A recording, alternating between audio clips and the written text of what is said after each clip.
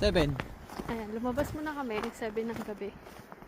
Pupunta kami ngayon sa salon, malapit lang naman kaya lakarin na lang para tipid sa pamasahe.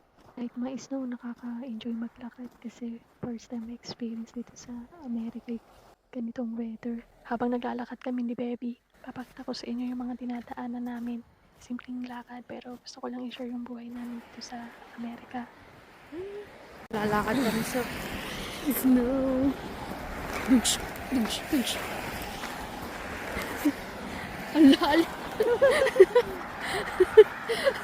Daddy.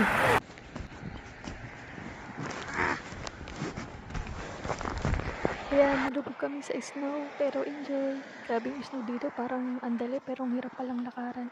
Mukhang movie lang pero actual struggle din pala pag malalim na. Buti hindi ako nadulas challenge pero fun! Parang adventure lang yung lakad namin papuntang salon.